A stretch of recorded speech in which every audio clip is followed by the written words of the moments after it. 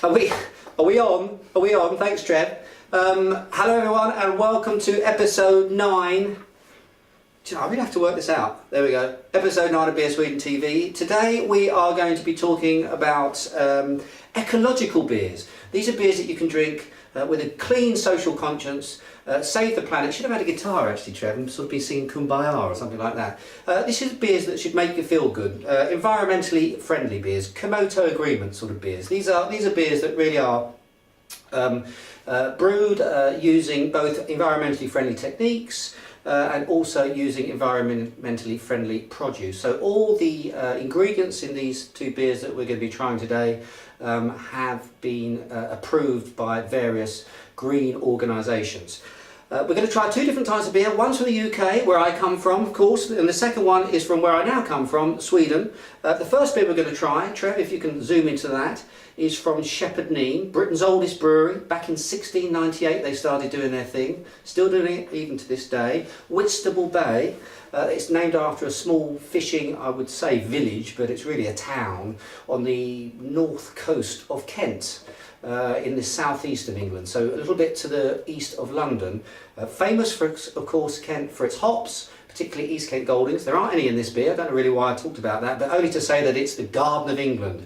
Very famous for its hops. So it's a great little brewery, that one. The second one that we're going to try, the second beer we're going to try, can you see that, Trev? Obviously in a little cute 330ml can. TT, Tia. A Swedish legend, actually, back in the 60s and 70s, I believe it was. I wasn't here then, but Trev, you were running about in shorts, I think, in those days, weren't you? Is that true? Trev? No comment. No comment? Okay. That means he was drinking TT, I think, people. TT in those days was actually, it was a pretty crazy story behind the beer. It's brewed by 3 towns, independent breweries. Basically, 3 towns meant 3 breweries, actually. One in Stockholm, one in Malmö and one in Gothenburg. I don't know if that was the right way around, but anyway, this sort of golden triangle of breweries. And they came up with a beer called TT. I think one of the main reasons behind them working together was to try and create a Swedish beer that they could actually sell in the United States. What happened was it was a complete flop. I think it's fair to say that they got some sorts of lagers over there in the States. You've been there recently. Budweiser, and a couple of others anyway. So it was a bit of a fiasco, but it really took off over here in Sweden. It was big news for maybe a decade or so, but fell out of the market, I think, in the 80s and the 90s, basically died a death. But it's back. Came back a couple of weeks ago, actually, in a new environmentally friendly form. So we're going to try TT Green Lager. It would be interesting to see when we pour it whether it is actually green. But first of all, Whitstable Bay. Oh, actually did get it in. Whitstable Bay, as I said, from Shepherd Neame, Britain's oldest brewery. I'm going to pour it up for you. Smell the hops straight away. It's one of the signature notes of this brewery, I think it's fair to say, is that their beers are always incredibly hoppy. Now look at the colour of this thing. It's practically got a battery in it. It's glowing internally. It's a beautiful, almost sort of sunset orange colour to it. Let's give it a swirl. Very important. Huge amount of orange, grassy, almost like lemongrass. A little bit of lemongrass I'm getting on the nose here. It's brewed using Target hops, which is a traditional UK hop. It's got a lot of, in fairness, I think, if you look at the colour of it, can you get back into that? You can see it's got a lot of lager type qualities to it. It is an ale. It is an ale, but it's got this very lager type appearance to it, and I think it's fair to say it's also got very lager-like smells to it. Quite dry, quite smooth. Hasn't got the fruity notes you'd normally associate with an ale. More lager-like. A little bit of citrus in there as well. Let's try some.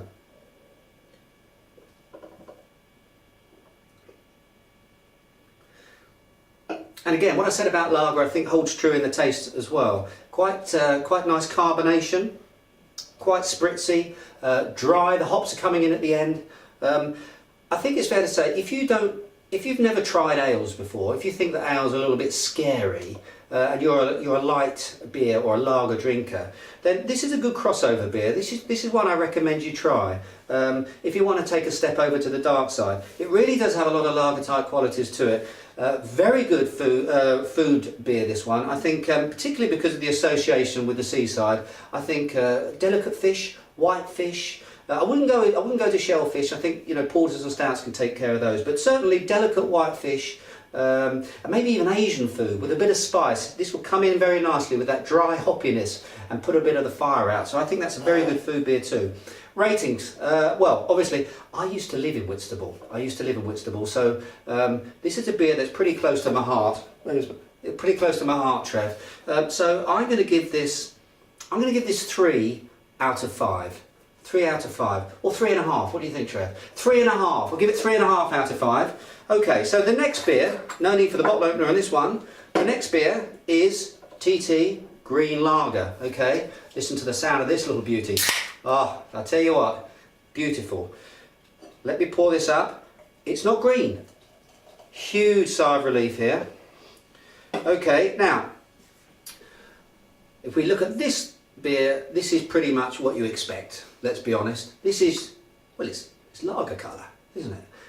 It's sort of straw-like sort of colour. That sort of bleached white sort of head. Yeah, it's very much how you expect a lager to look. But that doesn't mean we don't give it a whirl, Trev. Let's give it a whirl. See what we're getting. Give it another whirl, Trev. Corn. There's corn in here.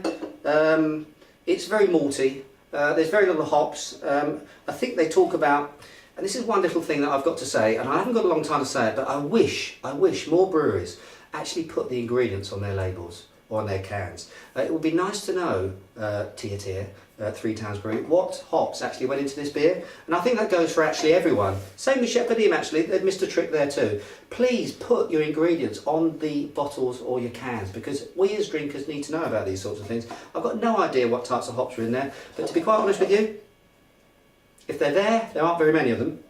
This is a very malt dominated lager. Let's try it, let's just try it before I pass any judgment. Yeah, it's exactly what you expect and exactly what it says on the tin. In fairness, I think it doesn't taste that different from the non-organic Tier. So if you have got a social conscience and you do want to exercise it today, then go out and buy this. I think it's pretty good quality. In fairness, it's very good soda beer. It's quite dry. And it's quite malty, but to be quite honest with you, there's not a lot there. The middle dies completely, and it's very short-lived. So, ratings wise, Trev, I'm going to go 2 out of 5. I think it's okay. It's not spectacular, slightly under medium, but it's environmental. So there we go. We've got 2 different types of beer, one an ale, one a lager, but both ecological. So as I say, if that means something to you, and it should, let's be honest, heal the world, then go out and buy them. So that's it for today. We'll be back fairly soon trying some very non-environmentally friendly beers, but until then,